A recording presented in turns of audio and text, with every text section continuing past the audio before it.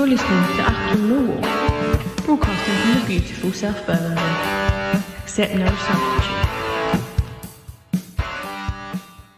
Definitely have got no time, none of us have got no time to feel sorry for ourselves, and for sure the spell that kills us today, which is a 5-minute spell and a couple of errors, it's fatal for us in terms of the result, so we have to acknowledge it, but we're not going to dwell on it, because when you've got an opponent at the level of Ipswich coming to town, you can't waste time on the last game too much. But certainly there needs to be an edge about this group now, because we're in a position that we don't want to be in. Obviously in terms of the league table and in terms of our run of form, not even so much performances, but the run of results. I just said in there that we've not been well beaten for a long time, whether that be a big score line like some of the other teams in the league have been on the end of, a big score line, or a real absolute battering from minute 1 to 90. We've not been on the end of that for a long time now, but we've been on the end of too many of these where, it was good there, good first half, got the first goal, but then don't hang on to it. And we need to break that, and we need to start doing it soon. Hello dear listeners, welcome one and all, welcome to Achtung Millwall, number one Millwall podcast. That was of course the voice of Joe Edwards speaking in the immediate aftermath of yesterday's disappointing, yet again, defeat up there at Coventry, the Building Society Arena. A 5-minute spell killed us, as Joe says, and it certainly did yesterday. We are staring down the barrel of a relegation fight, dear listeners, make no bones about it. Results are inexorably creeping up on us. We haven't now won for God knows how long, and a damning statistic, which was a graphic that appeared on the Sky TV coverage, which I watched yesterday, was the number of points dropped from winning positions, such as yesterday. Only Swansea with 23 have dropped more points than Millwall with 21. I do believe that Joe Edwards' long-term aims are the right ones for the club. I think he does have the tools to produce a higher class of football in the long run, but in the short term, which is where we are all living at the moment, we've got to start getting some results, and we've got to stop giving away easy points like we did yesterday. Gift wrapped, bows on top. Let's have a look at the starting 11 before we continue, listeners. There's yesterday's starting 11, which I thought on paper was a pretty good starting 11, in all honesty. Sarkic in goal, back line of Cooper, Harding and Tanganga. On the wing backs on the left side, Joe Bryan, Danny Mack on the right. In front of them, Casper De Noor, George Honeyman. A good start for Romanese, score of our goal yesterday. Zian Fleming and Obafemi up front. Now that was a good looking 11. I didn't have any complaints. I didn't read many complaints about that online. And in all honesty, we started brilliantly. The Sky Television commentators were forced to admit Millwall have been brilliant. I've got their words written down on my notes yesterday. Fairly flaky moment where Sarkic actually made a really, really strong save, and Coventry contrived to hit the post twice on 4 minutes. Dodged the bullet there, that's for sure. But the football afterwards was fantastic. Shot from Obafemi on 8, Esse's goal on 11, which was a really nice move down the left, I believe.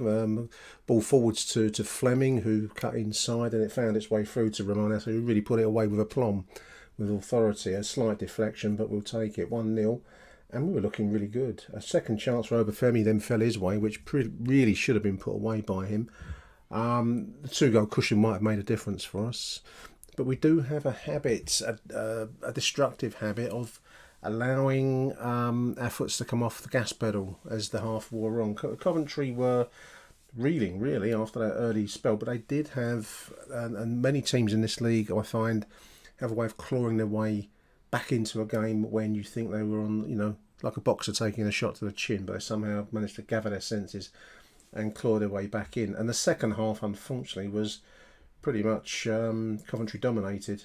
Though that said, we were still leading 1-0 at the 65th minute mark when silly errors start to creep into the game, and that's what's giving the game away, as Joe Edwards has said there. And the penalty conceded on 65 was an error on Tanganga, put away well by the £8 million striker Haji Wright. I know views vary on his merits, but he was pretty good yesterday, I thought. Put away for 1 each from the penalty spot.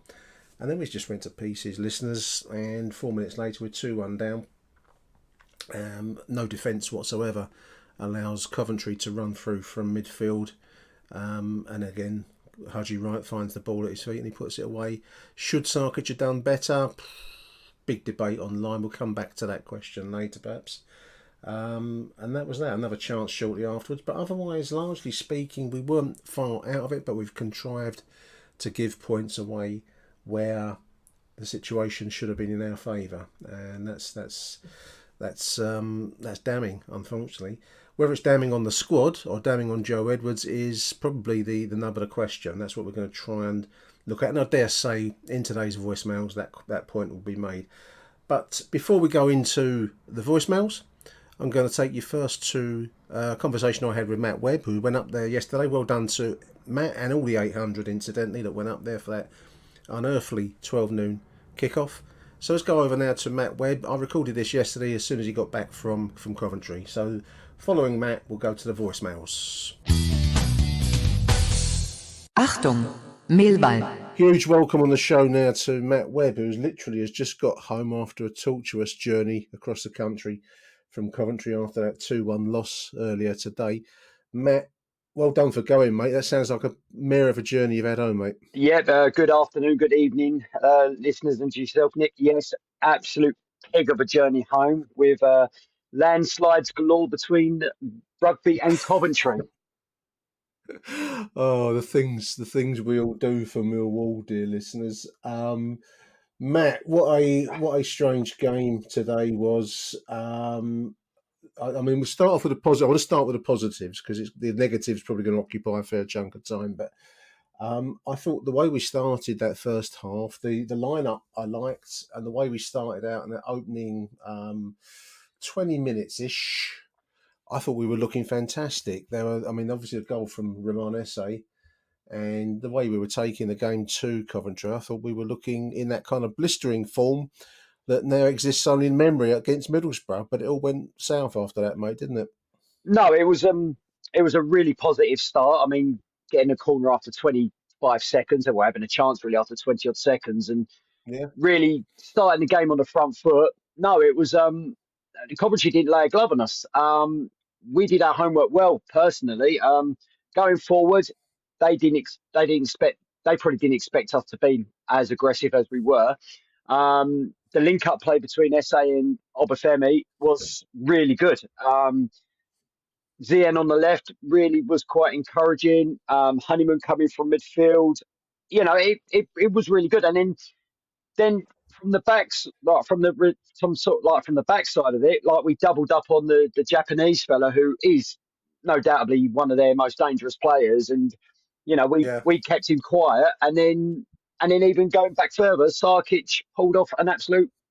I mean, from our angle, it was a great save. I mean, it was a double save. Well, we found out it was a save then hit on the post, but obviously from that initial point, he was having a great game at the back. So everything was in a plus point from the first 20-25 minutes, if I'm honest with you, Nick, and it was really enjoyable to watch. Yeah, I thought it was an open game. I mean, there was that strange 4 minutes. That's where the Coventry had their chance. As you say, we had a very quick start, but then Coventry had a chance where they seemed actually hit the post twice. So element of luck there. We rode our luck there. But otherwise, I thought we were looking pretty sharp, some nice movement. There was a ball, Matt, and I don't know what view you had of it from your end, I'm going to guess, but there was a ball that Honeyman played that, if you'd have seen Kevin De Bruyne's name attached to it, you'd have said, wow, that's the next level. It was a beautiful cross. And I think... Danny Mack, wasn't it? I think... Yeah, Danny Mack was put in, and we went close. Obafemi, beautiful ball. So that's the positives, I suppose. But as we have so often, we go off the boil, and bit by bit, Coventry weren't creating many chances, but they clawed their way back into it, didn't they, across the first half? Well, from what I saw, I thought they started to override midfield a lot, and as much as I've just praised, as I say, Honeyman in that midfield role going forward, I thought he left Casper Denor very much isolated in that central midfield and role, and it was kind of like I felt that Casper was doing three people's jobs in that central midfield, and he was just getting overrun. And overall, as soon as the game progressed, you could just see that Coventry were coming back into it, and like I say, they had some. They didn't have many chances in that first half. the one obviously after 4 minutes, but then had that free kick again. Sarkic tipped over really well. But Yeah. I think we did hold them out until half time, rode our luck a little bit, which granted it was good. But I mean, even the 800 in the away end just now, like all of us said, like we can't rest on these laurels here. Like a 1-0 at half time, fantastic. But you know full well a team like Coventry who do score goals for fun were going to come out second half and really have a good go at us. And unfortunately, that's exactly what they did. So it proved. Yeah, I mean, I thought we were good value at half time. You're right. I mean, we had one or two moments where the fortune played its part, but largely speaking, we were defending well. The co-commentator on Sky, I wrote his words down exactly, said at one point, about halfway into the first half, Millwall have been brilliant.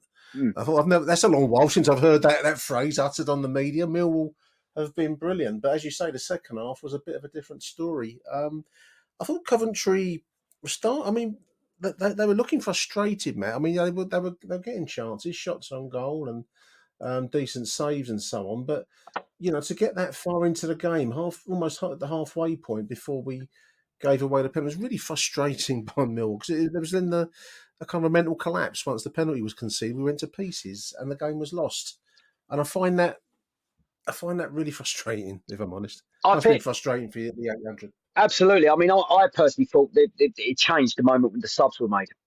We all saw that SA was, well, I mean, let's get wrong, he was blowing a little bit, and he hasn't had full 90 minutes. Yeah. He still hasn't, and to be on a yellow card as well, I think that played a part in having him subbed. Obafemi, again, I think I said it on the voice note last week that he had 45. It's all about game time for him. He had 45 against Hull. He's had 65 today. So he's getting more and more minutes under his belt, which only could be beneficial to the boy. And he had to come off, and I totally agree. What I thought was the subs were the changing point, because I thought if you're taking SA off, I honestly thought Saville would have been a great replacement for him, and then push Honeyman forward, and then you got the Saville and the Door centre half pairing again. That would have probably tightened it up a little bit, and because he didn't do that, and he put Watmore on, and probably that's another topic of discussion. And Bradshaw, it kind of like kept the game too open in my eyes. You're 1-0 up, and you've got 25 minutes of the game left.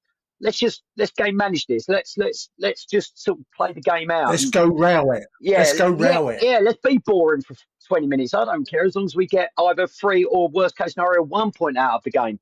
It's more than what other teams would have got at the Rico Arena, that's for certain. But we didn't, and the penalty was given. Now, I don't know what it looked like on telly. It was right in front of me, and I think it wasn't a penalty, but in where the referee was positioned, I think he had no option to give it. So yeah, I mean, they zoomed in on it. It touched him. I mean, the players are going to go over. And they said on the panel on the TV said that you're going to get those. So I don't know. There's much cause for complaint. What do you make of Tanganga? I mean, I think I'm mixed at the moment from what I'm seeing. I mean, he hasn't got an awful lot of quality support around him, but equally, I'm not sure that he's quite the messiah that maybe some thought we were signing when he came to us. If you would have given me Tanganga with 3 months of playing, then possibly I would have been a bit more optimistic. But again, it's that word again. It's game time. He went out to Germany and didn't play, so he's probably got 4 months worth of catch up, and he's doing it at Millwall. Now, do you want to? We've sort of like rolled the dice and said, right, well, come and join us, but you need to get Matt Sharp quite quicker than you think, because we are in a relegation scrap. And we are now. And absolutely. He seems to I do like him. That's the thing, and he's got something about him, and he's strong and he's quick and he's agile, but he's also got that error in him. And unfortunately, because of the name of who he is and where he's come from and what he's played in, i.e. the Champions League, if he makes an error, it's probably more precedent than if someone like the Wes Hardings or the Jake Cooper or the Jakes, would make. So I can see where everyone's coming from, but no, he is a good player, but like I said, he's about 3 or 4 months behind the curve. on game time. That's for certain. And how do you do? How will you improve that? Well, the only way you're going to improve that is unfortunately by playing. But you need the players around him to know that this is a situation and be switched on about it. So, Yeah. but it is. But he's just one of, let's say, the back three that are just making ongoing mistakes at the moment. Individual errors. Yeah. A lot of people online talking about individual Yeah. errors costing, and they're correct. They're correct. I mean, the second goal to go 2-1. Oh, I mean, the break forward. The guy seemed to have almost the freedom of Coventry this time, wasn't the freedom of Bermondsey last week, and freedom of Coventry this time to run through the middle of the park. No resistance at all. And again, that's got to be, from a Joe Edwards point of view, that's got to be really, really soul destroying, Matt, to watch that happen. And a decent finish by an £8 million striker, incidentally, listeners. Not that not that makes any difference in the end, but he put the ball away as you would have expected, and that's it, 2-1. And we looked all over the place at that point, Matt. I thought. no, absolutely. And I mean, we was all shouting that like Jake should have just put a leg through him and just take the booking, and just put him down. But again, you're right. But it stems from that, like I said, it came from the middle of the park where you have two midfielders that shore up the space. Then you actually have Cooper that, like I said, just asked him to go past him.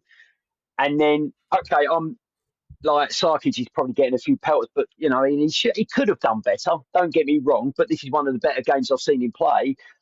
He had to get down quick, but when you've got a player who is of that value, he's not going to side foot that in without pace and with power. He hit that quite hard, and to get for keeper to get down that quick, he's got to take something. So yes, Sarkic got done on his near post, and his positioning could have been a lot better.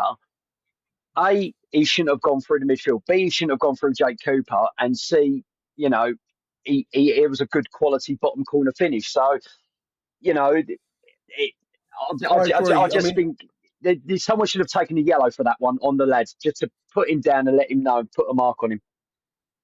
Sarkic got a hand to it. I don't know. There's many goalkeepers that would have got much better on it. I don't know.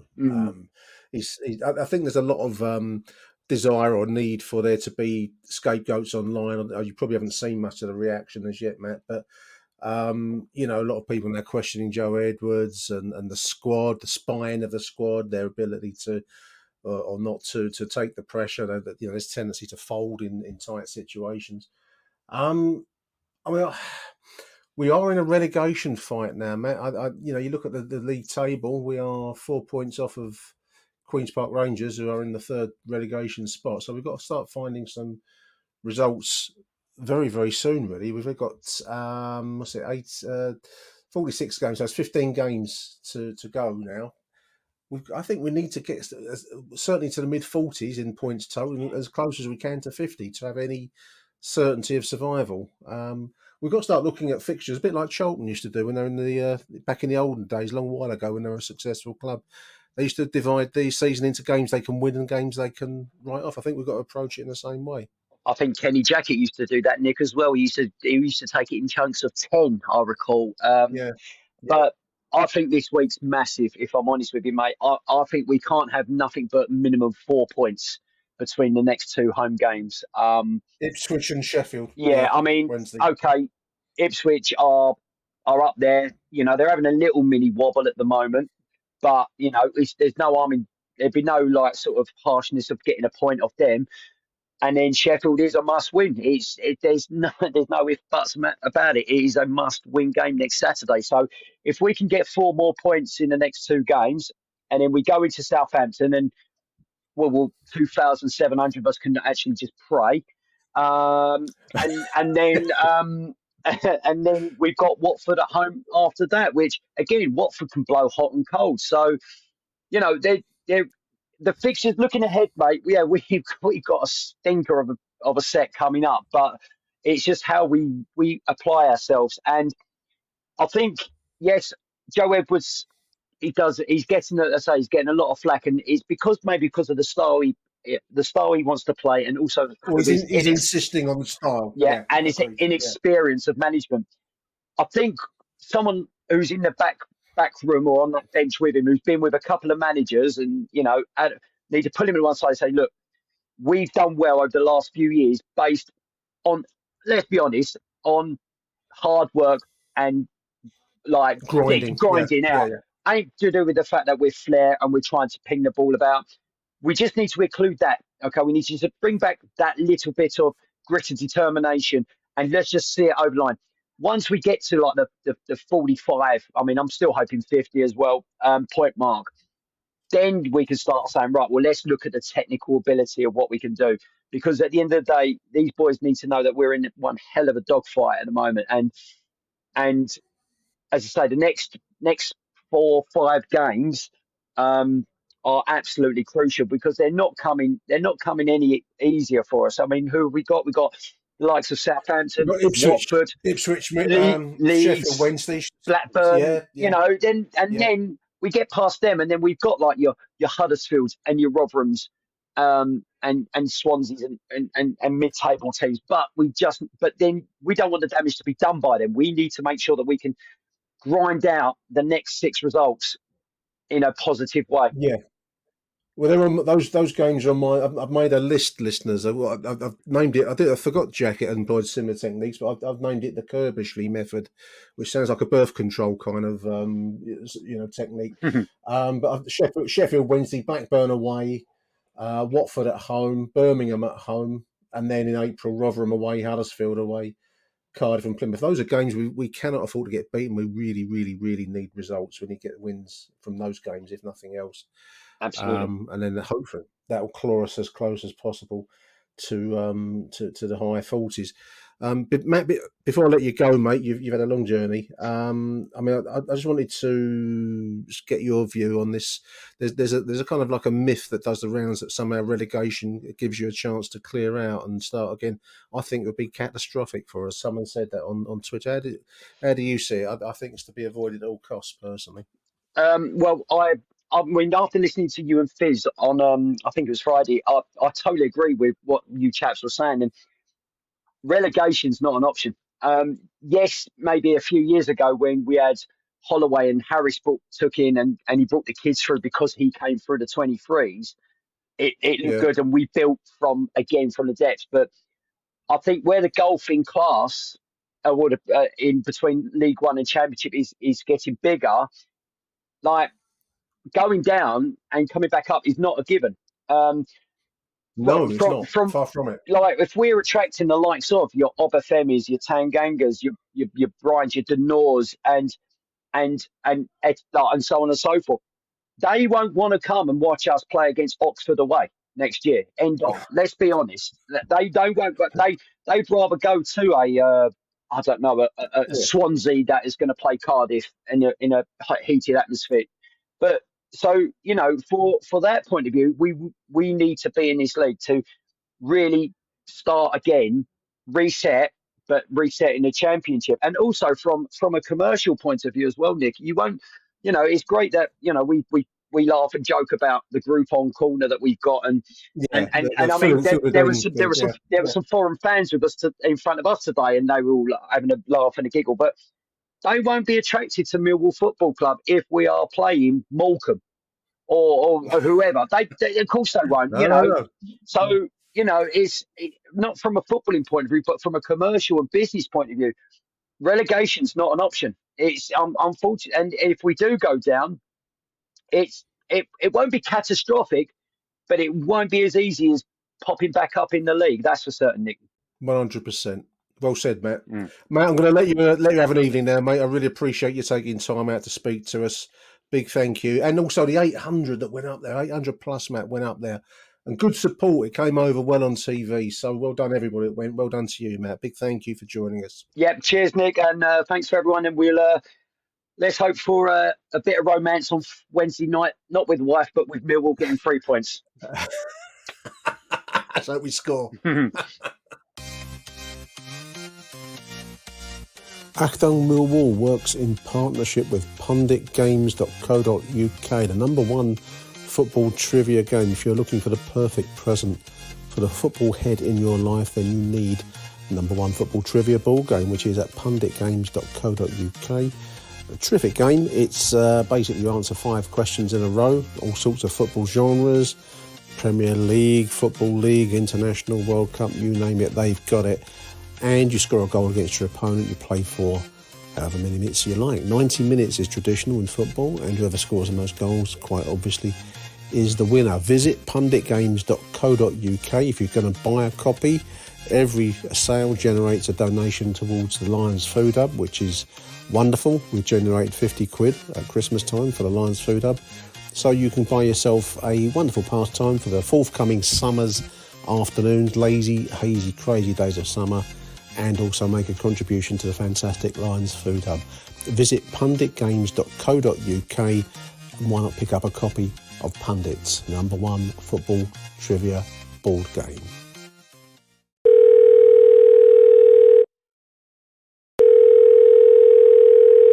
Hello Nick, hello listeners, Mike Hayden here following that 2-1 defeat at Coventry.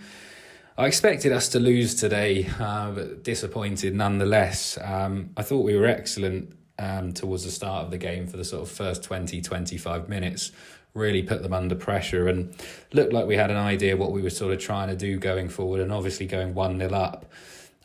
We knew that, Coventry, possession-based side, being away from home, they're on a good run of form. They were always going to come back into the game.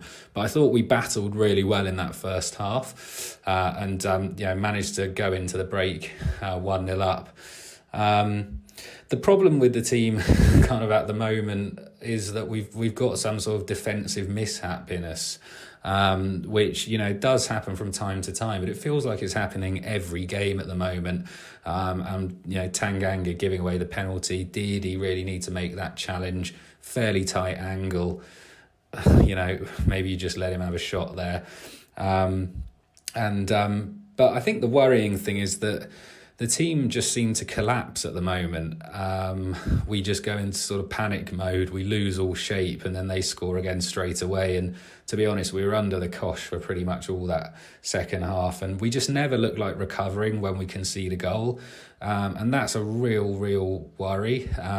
You question the character of the side. To be honest, to try and get us out of a hole, they just seem unable to do so. And we lose a lot of games and points from actually winning positions, which is again a concern. But I think my main concern is that we seem to have gone backwards under Edwards, and this is even after he's managed to bring in a couple of players.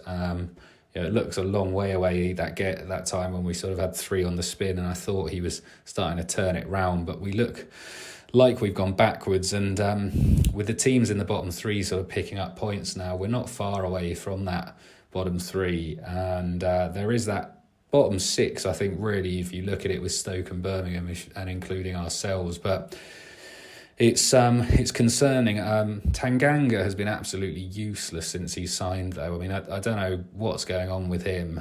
Still not match fit, maybe. I don't know, but he just looks way off the pace, which is really disappointing because he seemed like quite the marquee signing. But sometimes I feel that if why have we got him? The Millwall fan in me there, someone better. If he was any good, wouldn't he be somewhere else? But yeah, Edwards has got a lot of work to do. I've been saying sort of on Twitter, or X as it's now known, that it is a bit of a write-off this season. Let's just make sure that we don't get dragged into a relegation battle, but still worried that might happen.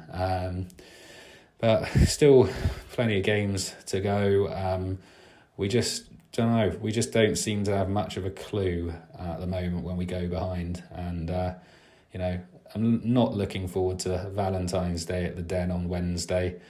I think some of the blokes down there actually might prefer to stay at home with their wives on Valentine's Day this year rather than watch us get thumped at home to Ipswich. But anyway, we crack on. Come on, you Lions. Joe from Chicago here. I think we can all just let out a collective fuck. That was horrible. Just truly terrible. Got up at 5:45 in the morning for this. Again, Millwall sucks on international TV. Like Sky should never have Millwall again. It's truly awful. And the broadcaster was calling Esse Roman Esse. Apparently, he's Italian now. So that was interesting. This team just isn't good. Now I, an American, have to listen to everyone be like, oh, Haji Wright's so good. Haji Wright's so good. And he just was arguably shit today. But Sarkic let in that easy goal on the second goal. The penalty was absolutely stupid. Just like, what were you going for, Tanganga? Ugh, this team is trash, and they didn't even get a shot on goal in the second half. Like, if this team goes to League One, I don't know if I'm going to be able to pay for local broadcasts. It's just not worth it if they're going to play like this. I love them, but this team is killing me. Hope all is well. Huge thank you, Mike and Joe there. Yeah, a lot to dwell upon there. I think you're right, Joe. The international market will certainly suffer if we do fall into the depths of League One. I mean, just on a serious note, the increasing importance of TV coverage and the international market, as I've called it, is, as much as it might stick in the craw of us old Coldblow Laneites, this is where the future of the game lies. And we've got to be conscious of this. I mean, we have been filling the den quite nicely recently with many US-based fans coming over for their football weekends, soccer weekends, and also the European market. Will we still get that if we're going to be playing Stevenage or, as Matt said earlier on, Morecambe or somebody? I think it's highly unlikely. The game, whether we like it or not at Millwall, I think the game is changing and we have to move with it, or else we will certainly be victims of it. And you've only got to look down the road at SE7 at Charlton to see, that if they survive in League One, listeners, this season, they'll call it a good season. That's the level they've fallen to. So it doesn't take much. Mike's point is good about the character. I'm sure we're going to return to this in the other voicemails that we've got to play this afternoon, listeners. Does this team have the spine and the character? I think probably we've answered that question a few times since Blackburn, since the end of last season. The Blackburn game's a classic example of it, but we've seen it on into this season. The squad may change. The team that took the field yesterday is a different one to the one that took the field against Blackburn, but somehow the mentality continues, this panic under fire. Why is that? It's beyond me. I don't know. The game isn't radically different from the past, and other teams seem to find character and they seem to find players that don't melt when the heat gets going. In fact, they respond to it. I don't buy the idea that Mill's a particularly difficult place to go to play your football at, because the fans really will get behind you if you can show even a modicum of skill and technique and commitment. But somehow we are lacking that at the moment. The defensive mishaps, Mike makes a good point about the mental collapse that allows that to happen. So 2 good messages there. Incidentally, listeners, if you want to contribute to Achtung Millwall, I would love it if you contributed to Achtung Millwall. Just give me a shout on X. You can direct message me on X. My messages are always open, but not for any personal issues or trying to tell me about your problems. I've got enough of them myself. But if you do want to contribute to the show, hit me up on X and we can exchange mobile numbers, or you can even just buzz me a voice note on X. It's pretty simple, and I'll always try to include every single message that I get, whether on one show or another. We'll get you on there. So do give me a shout. It's great to get the contributions. A big thank you to Mike and Joe. Next up, we're going to go with Angelo and Simon Fay. Hi Nick, it's Angelo, mate. Nick, I just wanted to just say a few words. Obviously, I'm seeing a lot of negative comments all over the place. And all I just want to say is I can remember like the last few games of like Rowett, and I was sitting in my son, and I thought there's no way I can do another season ticket watching this crap. Do you know what I mean? And yes, we are all very, very disappointed at the moment with the way the results are going, but I'm so sure that we're not going to go down. And Edwards is working with 98% of Gary Rowett's players, and we're seeing glimpses of good stuff. Yeah, we should have been 3-0 up today, and put the game to bed. But But yeah, we don't seem to be able to sustain the good periods of play. But I'm still convinced that this geezer is the right man for the job. We have just got to forget about this season, survive, and let the guy get his own players in the summer. And I just believe that, you know, the football's better and I can see things happening. Yeah, you know, and again, you know, Tanganga's getting ripped apart on social media. Obafemi people moaning about already. These guys have played 2 games in like over a year. Do you know what I mean? They are not fit. They are going to be good players, but we've just got to be a bit more patient, mate. And as a fan base, we've just got to grit our teeth, get behind these players, and I just believe that we'll come good under this manager. I really do. I just think he has got it. But he needs to get his own players in, mate. He's working with players that are not his. And yeah, that's all I really wanted to say is, yeah, I'm disappointed. I hate seeing Millwall lose, but get behind the manager. Get behind the manager. We will survive this season. And then, you know, let's... A lot of these players are gonna go. You know, the older players with no contracts or whatever. And let's see what we do in the summer. Let's see if James Berrison is going to back him. And but yeah, I'm convinced that we're in the right hands. And that's all I wanted to say, really, mate. You know, just let's all try and keep positive. Get behind this manager and be patient. Patience is the key here, because there's no way anyone could have come in and sorted this mess out straight away. You know, within a matter of weeks. We need to be patient. So that's it, Nick. I hope you're well, and come on, you Lions. Morning, Nick. Simon Fay just calling in on Monday morning after the 2-1 loss to Coventry City. That was tough, Nick. It's same old, isn't it? We play well, we do well, we attack, we just don't take chances. And if you don't take your chances, you don't win football matches. Is Joe Edwards the man for the job? Yes, he is. Are these players the players for the job? No, they are not. There's no bollocks in this side, Nick.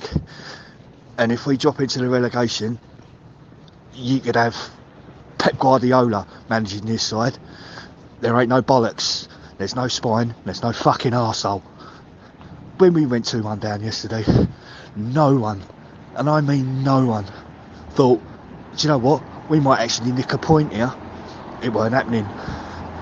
And it's never going to happen. The players have got no bollocks, and that needs sorting out in the summer. Players with no bollocks, they got to fuck off. And if it means the likes of Hutchinson, Cooper, Saville, do you know what? If you don't want to be here, fuck off. Just stop taking a wage. I know I'm sounding like I'm ranting, Nick, but I'm fucking angry. I am fucking livid. These cunts put on a fucking Millwall shirt and they play well for 30 minutes and then they think, do you know what? Yeah, that'll do, boys. What? Yeah, we'll sit on this 1-0. We've been doing this for fucking 4 years and it still don't fucking work. This is insanity. It's the definition of insanity. And you can't say it's the manager, because we've been doing it the same under the last 3 managers. We were doing it under Harris, we were doing it under Rowett, and we're doing it under fucking Joe Edwards. It's the fucking players. We've still got players from the fucking Harris regime.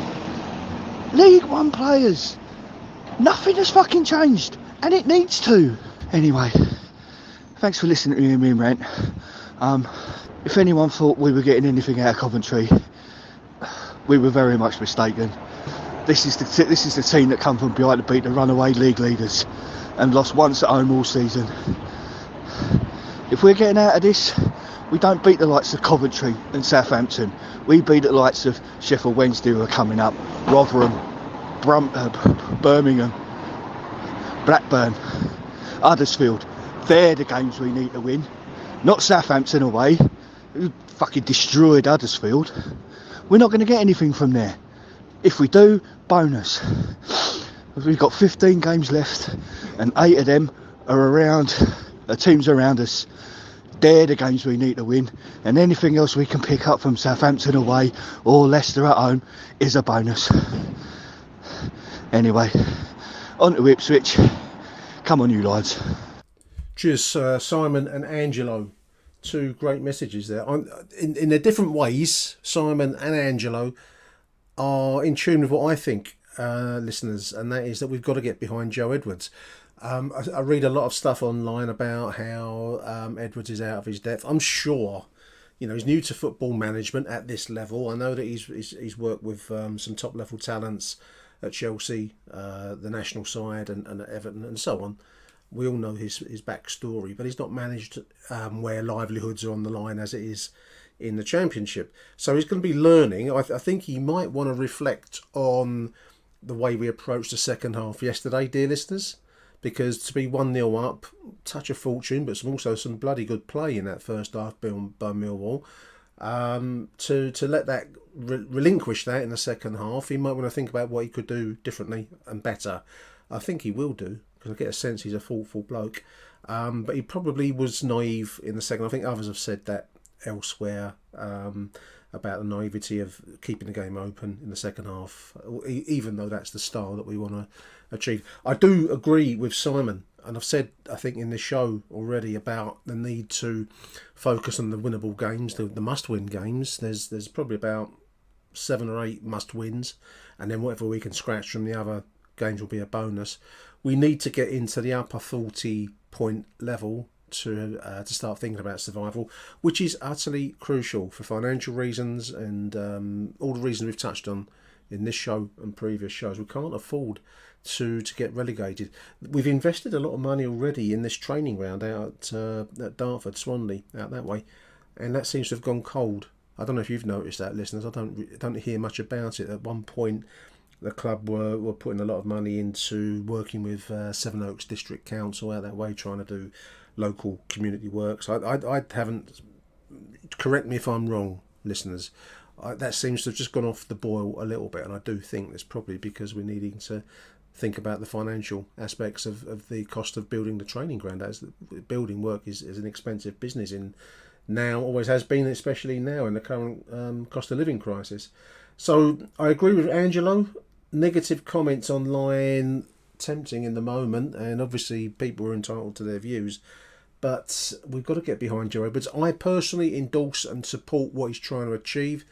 I think both Angelo and Simon in their different ways have said the football under Rowett, the football under Harris, let's be honest, was becoming a dirge to watch. It certainly was under the late stage of Gary Rowett. When it wasn't a dirge, we collapsed in big time situations. We won't go over all that again, but we have to move along. We have to be prepared to adapt to the modern game.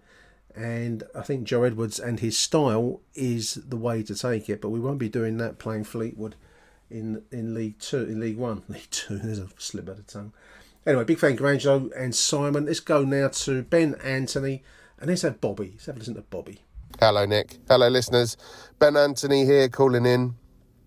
Just reading up on a story that apparently Joe Edwards and Tanganga are to be put under RSPCA watch lists and potentially banned from owning a dog due to their inability to hold on to a lead. We've got big problems at Millwall. It's one that we've had for quite a long time now, and that is a mentality one. We cannot handle conceding a goal. And then we all saw it coming, I think. As soon as that penalty was given, we knew what was coming next. And within 4 minutes, we were 2-1 down. And that was it. We all knew it was game over. We could have switched the TV off, because what's the point in watching the rest of it when we know what's going to happen? We had no ideas after that. The momentum had all gone, and that sort of flowing football had no direction all of a sudden. So yeah, it's an issue that I think preceded Joe Edwards. It's one that he's inherited amongst other issues, and I guess the biggest problem is that I'm not seeing the corrections. I'm not seeing the progress suddenly.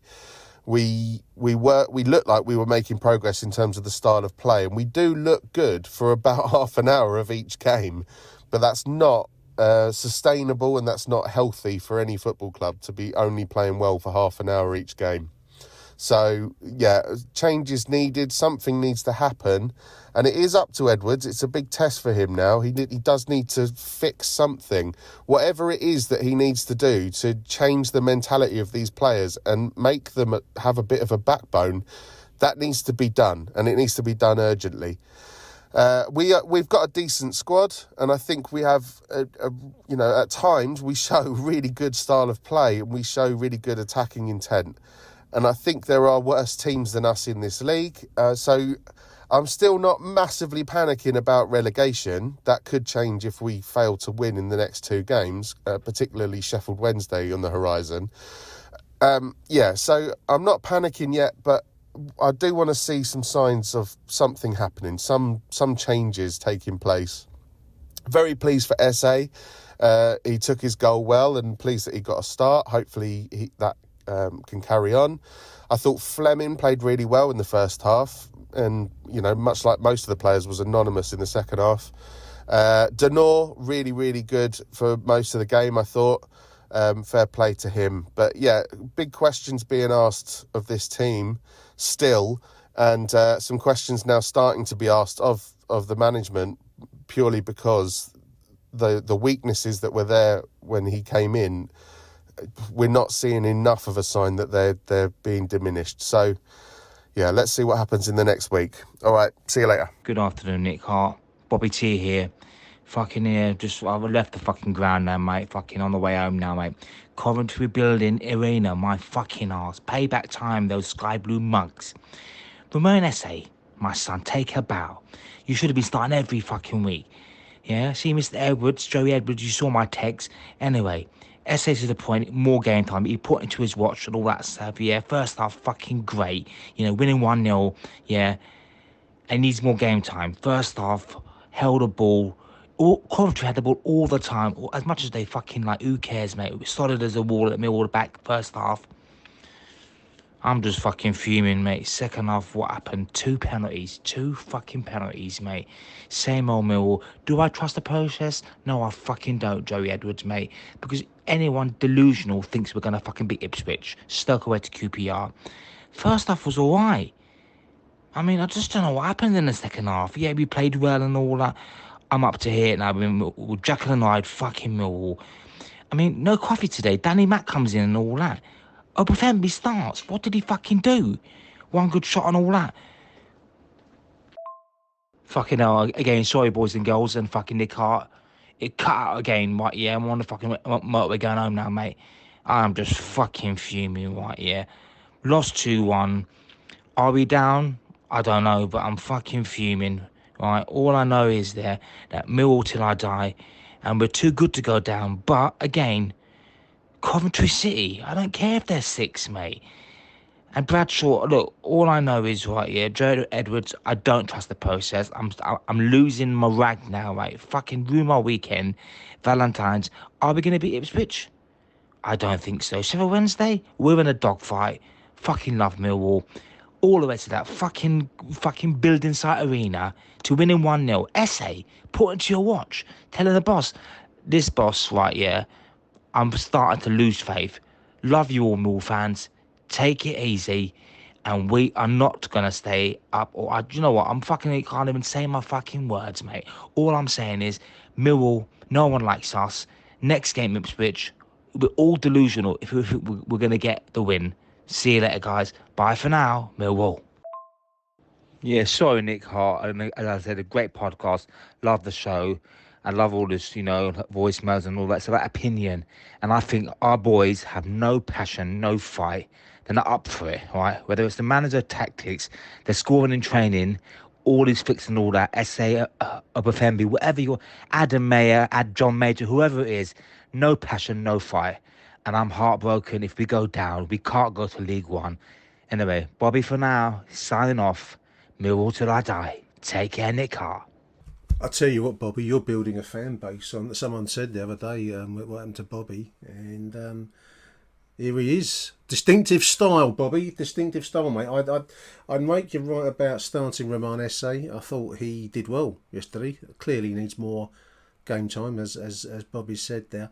And also, we didn't really see enough of Adam Mayor when he came in. I mean, he's new to the club. He came in late, and it's going to be interesting to see how he develops. But any input of creativity going forwards, I'm hoping that Idemo Emarku will be back fit soon. Pace up front, creativity up front, that will get the chances, because we didn't create with nothing in the second half, listeners. Just having a look at my notes here. The first half we've mentioned many times, but not one chance that I've noted for Millwall in the second half. That's, as we've said, how many times I can say that's not good enough. Too many times, unfortunately. So a big thank you, Bobby, and big thank you to Ben Anthony. I do love that RSPCA gag, Ben. I'm going to nick that about not being able to keep hold of a lead. Interesting point about the lack of progress under Joe. Squad clearly is not his choice of players. I mean, I think others have said that on the show, and it's an obvious point really, but this is still containing one or two players from the Neil Harris days, the League One days, the playoff win days, and they're not players necessarily that Joe Edwards would choose. Joe Edwards is clearly able to attract a higher level of player. We've seen that with Tanganga, although he's not doing terribly well at the moment, and Obafemi to some extent. But that said, the level that we're aiming at now, I like. When we played well, which I do accept is only in short doses, and that's not good enough. But when we do play well, it's football I want to see. Whereas I could watch a couple of hours worth of Gary Rowett football and I'd be bored stiff. I don't know about you, dear listener, but that would be the big difference between the two for me. That said, 15 games to go now, and we're staring down the barrel of the shotgun. So we've got to start finding some goals. We've got to start finding a way to keep the ball out of our own nets. And whatever it takes, however pragmatic Joe's got to get, I think to some level he's probably got to abandon some of his principles. The game yesterday was open in the second half. I know that's how he wants to play it, and knock the ball about and pass and move. But to some extent, you've also got to, well, not to some extent, you have to survive. And the way we're going to survive in the league is not to concede goals. So defence has to start to become more of an emphasis for Joe. We're going to have a few messages strung together. We're going to go with Jim Hackett, Matt Richards, and then we'll play Adam Wicks.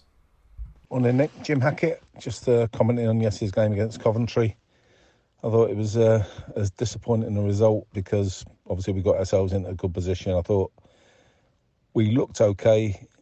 Obviously there was the odd chance that Coventry got. We scored our goal, which was a good finish from Messi, and the whole build-up and the first half build-up for everything was excellent. I think we were just unfortunate, possibly should have had another goal. But going in 1-0 at half-time, as a Millwall supporter, it's never safe, is it? And it just sort of showed that way come the second half. I won't sort of go too big on Sarkic or Tanganga because I thought, apart from those minor mistakes that obviously cost us goals, they both had good games. And to be fair, the whole team, I thought, played well yesterday. The starting team went very well. Like I say, could have had that second goal and that might have made life a little bit easier. But overall, the first half went okay. And the second half, we were always going to be under the cosh against what is a decent Coventry team. I think pluses for me were we actually looked like a team that had an idea yesterday. We knew where we were going every time we went forward. Probably run out of steam a little bit getting towards the end of the first half and at different points in the second half. But we looked okay. I thought Danny Mack had a good game, and he looked like he'd actually got some confidence and got back to what he can do for us. And if his crosses weren't needed to be crosses, were they? Because all he did, he laid the ball back, and the two times he actually got in behind and did that, he created chances. So he couldn't do a lot more than what he did do. Essay, again, he was going really well, and I thought he was standing out a little bit until he got his booking, and it was a stupid booking to get.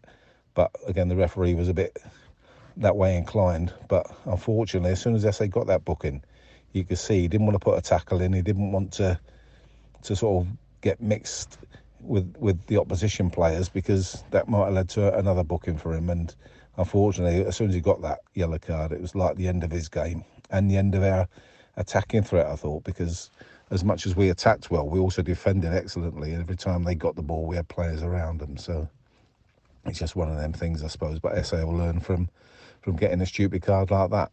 I thought Honeyman and Denor in the middle of the park were excellent. Honeyman gives us energy that really we do lack when he's not there, and I think it's more apparent the more he plays in there that he is a good team player. He also, in my own mind, I think there was a conversation yesterday about leadership, and if you're looking at leaders in our team, then Honeyman's sort of standing up there and doing his bit, because a lot of the others aren't. And I don't think Cooper, with the best will in the world, as good a player as he is, I think the burden of captaincy sort of sits on him, and I don't think he's the right guy for it, because it takes away from his game, and maybe he's thinking about other things rather than just doing the job he's there to do. Negatives, I think the challenge from Tanganga for their penalty, possibly, I think if he was a poorer defender, he'd have probably just gone to win the ball and knock it out for a corner, but he's actually trying to defend it by getting his foot around it so he can keep hold of the ball for some reason, and unfortunately it led to the penalty.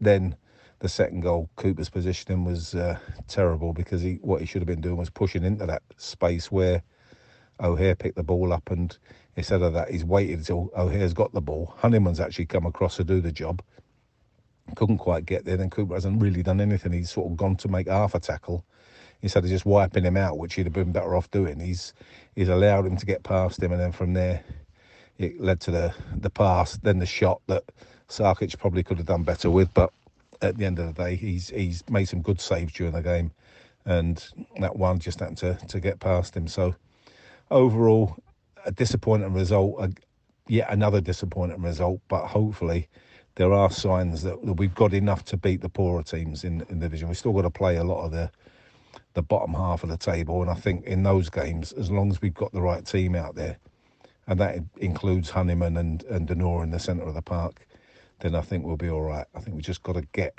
a route to getting some goals, and now SA was in there.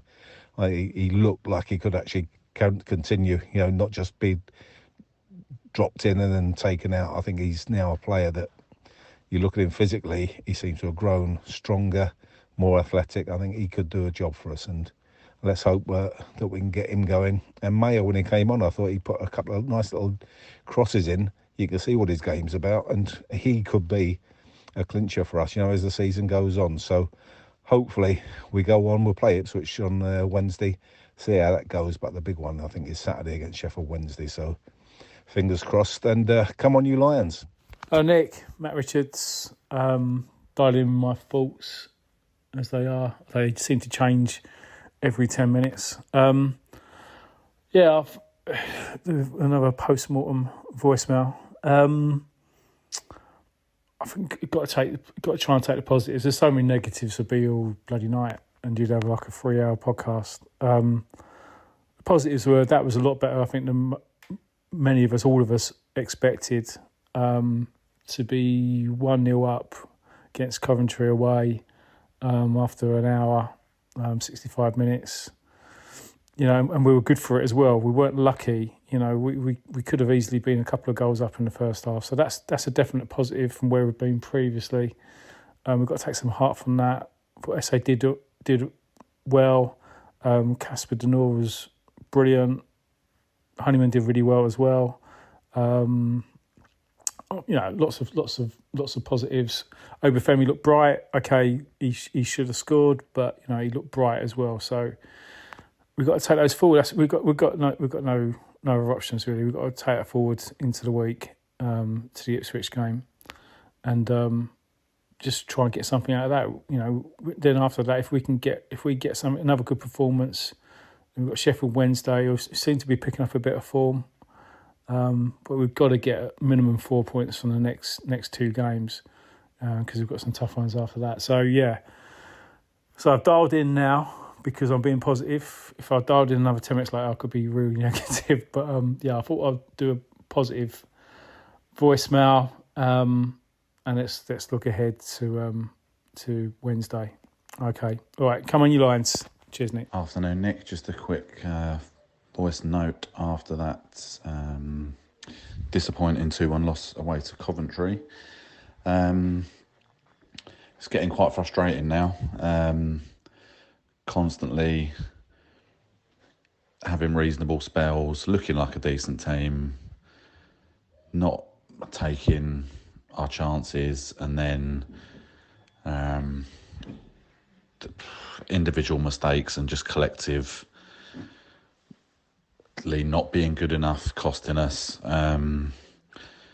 Yeah, I don't know, it's disappointing, isn't it? I think some of the players need to have a real hard look at themselves now, because you've got to question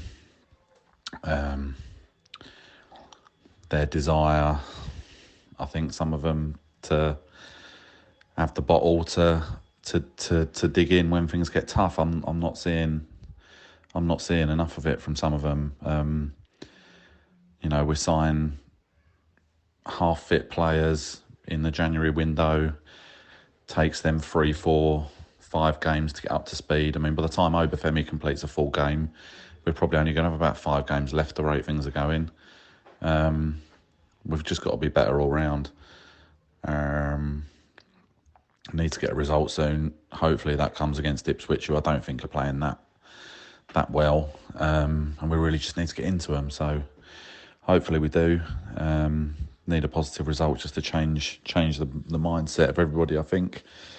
But yeah, anyway, good goal for Pleased to see SA get his goal. Thought we did string some good stuff together, but we just can't sustain it, can we? And we haven't got the players to come off the bench and maintain it. I thought Watmore and Bradshaw were really disappointing when they come on. Saville, I thought, was really disappointing when he came on. Yeah, I don't know. I'm not sure.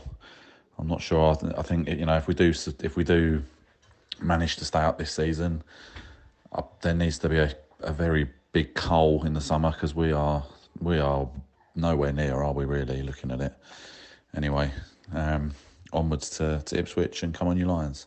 Big thank you, Adam Wicks, there, and before him, Matt Richards and Jim Hackett. Yeah, there seems to be a malaise across the squad, Adam, and I think almost all the messages on today's show have touched on this lack of spine, bottle, desire, whatever your choice of words are, listeners.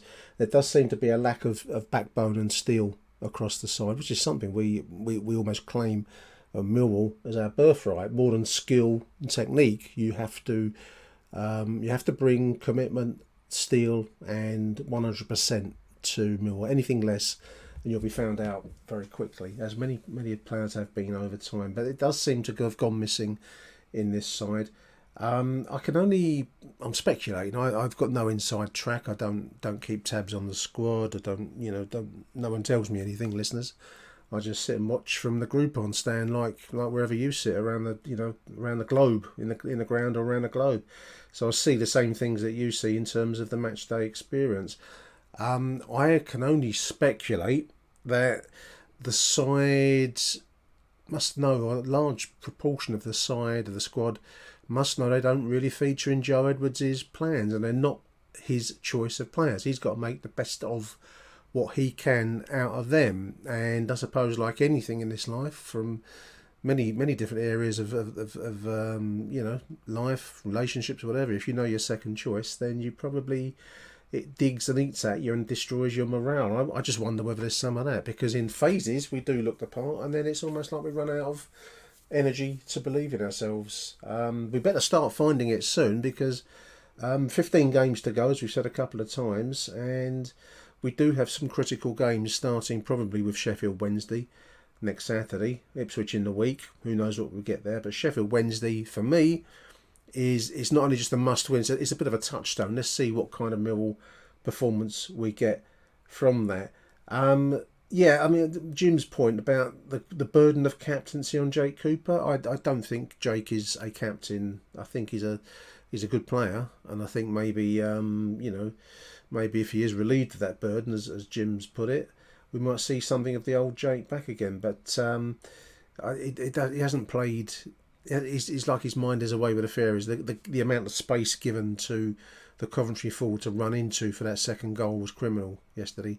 I know there are other players, most midfield, but Jake Cooper should have done something to stop that run at one each. We've still got a point in our pockets, and sometimes you have to do whatever's required. The other interesting point, one I think Jim made the point at the start of his message about the second half. There was a graphic on Sky showing how many goals, I think it was goals scored by Coventry in the second half. They lead the league in terms of comebacks in the second half. So we kind of knew what we were going to get. That's got to come down to the manager, though. We've been trying on this show to be positive towards Joe Edwards, but equally he's not beyond criticism, because I think the open style that we took on the second half probably contributed to our demise in the end. And I do, Matt. Yeah, I know how the changing man. Paul Weller album, Changing Man. I'm the same. I go around in circles to whether I want to see, the Joe Edwards style continue, which I think I do in my heart, versus some of the pragmatism of the Rowett era. So I know what you mean about changing every 10 minutes. We're going to complete today's show, dear listeners, with final three messages. That's going to be David Leader-Kramer, John Rankin, and we'll play out with Michael Avery. I want to say a big thank you to everyone for their contributions in today's show. I want to thank you, dear listener, for listening in to this difficult shows. I'm conscious that we're doing misery shows at the moment. It's quite hard to keep saying similar things in different ways each show, but we try our best. So a big thank you to you too, and we'll be back after the Ipswich game on Thursday with a show then, reviewing whatever comes from what looks like a very difficult fixture. But let's keep our fingers crossed we've got some happier sentiments for you on Thursday after the Ipswich game. Until then, dear listeners, from me, Nick Hart, signing out now. Thank you for listening. Arrivederci Millwall, and bye for now. We're going to play you out now with David, John, and then Michael. Hi Nick, David Leader-Kramer here. Well, what can you say? It just seems the same every week at the moment.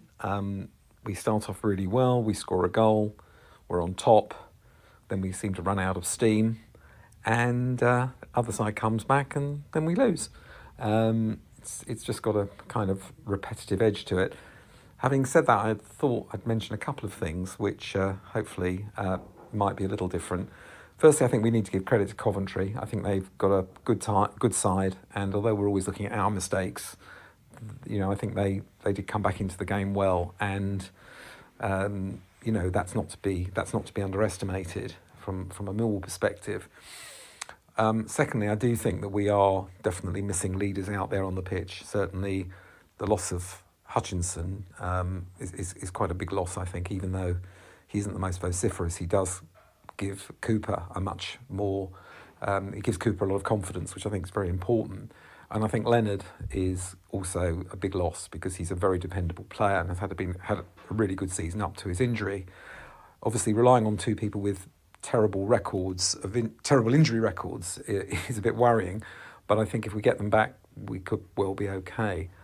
We're in a difficult run. I certainly don't think we should replace Edwards or anything so stupid, because firstly, no one's going to come in and do a better job, I don't think. And secondly, I just think it's down to player error rather than his selection or what he says. I think he says the right things after the game and should be given credit for that. I just hope we can stay up. I think we should be able to stay up, even though things look a bit depressing at the moment. And hopefully we'll get some points in the next couple of games. Ipswich won't be easy by any means. I think they're a hard team to beat, and they're in a very, very good position in the league. Sheffield Wednesday is a big crunch game for us, no question about that. And we have to get, I would think, 4 points out of the next 6 to be satisfied that things are going in the right direction. Anyway, over and out. Hello, Nick. Hello, Achtung, Millwall. John Rankin here after the defeat of Coventry. Oh, what a punch in the guts that was after starting so well. And what a delight to see Roman Esse score a goal. Still, again, it's a cruel game, football, because lots and lots of positives to take from that game.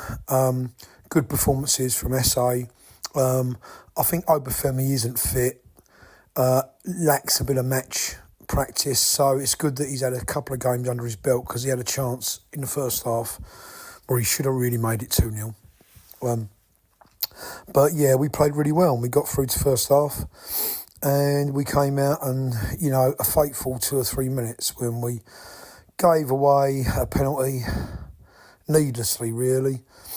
And on the break, Jake Cooper, wildly out of position, allowed them to cut through the middle. And it's so soul-destroying, really, as a Millwall supporter. So, I'm not dwelling on it too much. I think basically what is crying out to me is a lack of a captain, because we just lose concentration, and our back defensive players, our back 3 or 4 or 5 or whoever, there's no voice in there marshalling them and telling them to look up and go right, go left, check this guy, stand your man up, all this kind of stuff, and sometimes they get wildly out of position. I saw Harding and Cooper miles out of positions. I don't know what they're doing, in these 4 positions.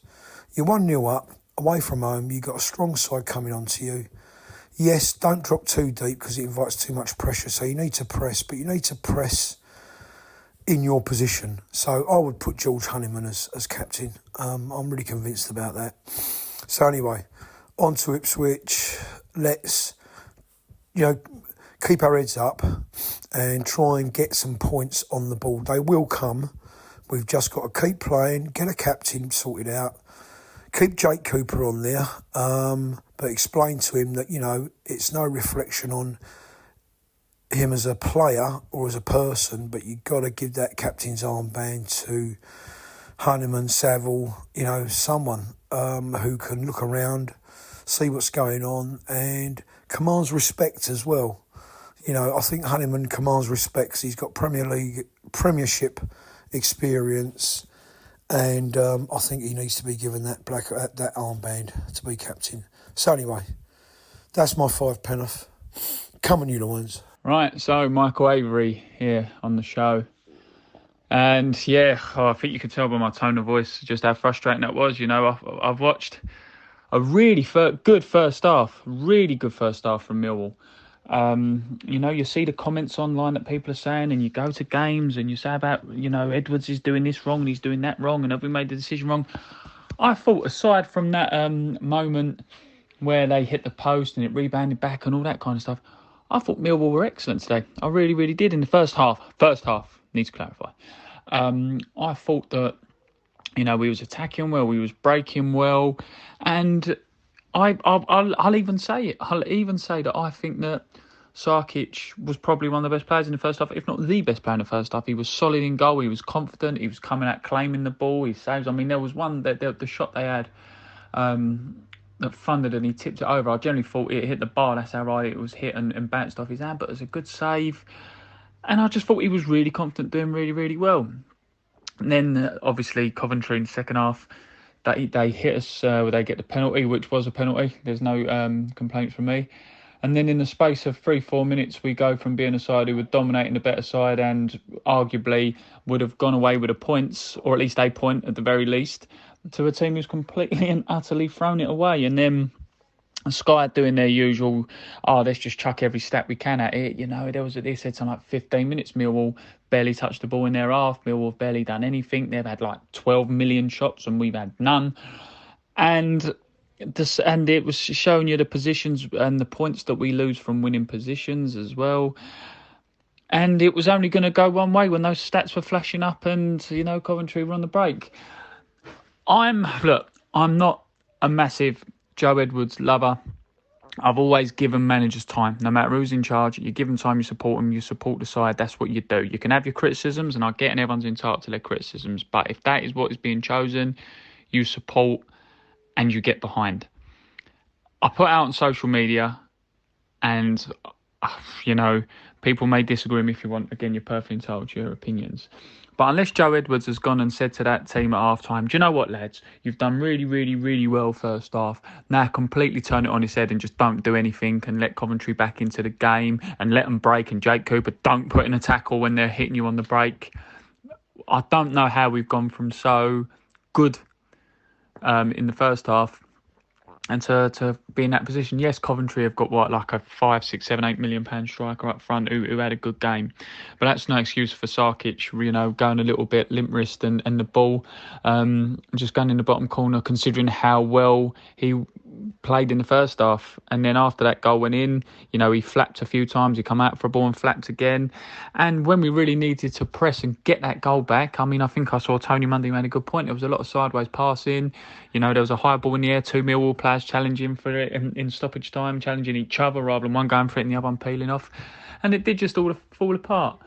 I also put on social media and shared in our group chat, looking at the stats, it's seriously concerning the amount of games we've played under Edwards and even under Gary Rowett, that you've got Fleming, who's only scored 6 in all competitions, Nisbet, who's only scored 5, Bradshaw, who's only scored 4. So between our three attackers, or our main strike force, we've only scored 15 goals.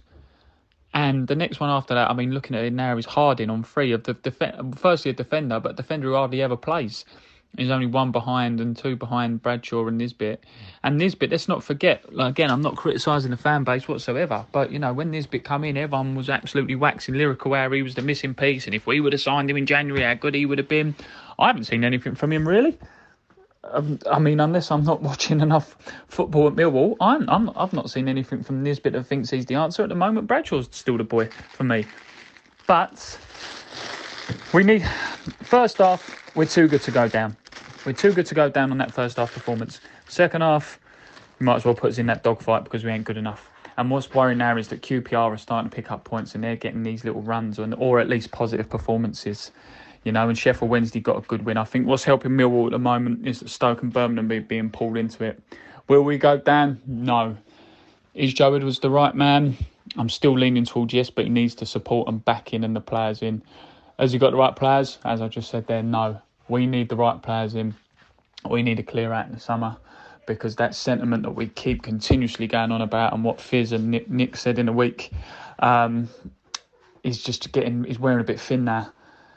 We lost Jed Wallace for nothing because of the sentiment. We've lost so many players over the years because of sentiments, and there's been too many who've stayed around because we're being sentimental. Football's a business. That's all you hear now. Football is a business. Well, not being funny, if you've got employees who ain't doing their job in the office, you get rid of them and all. Keep the faith. Keep the faith, dear listener. Come on, you Lions. Achtung, Millwall.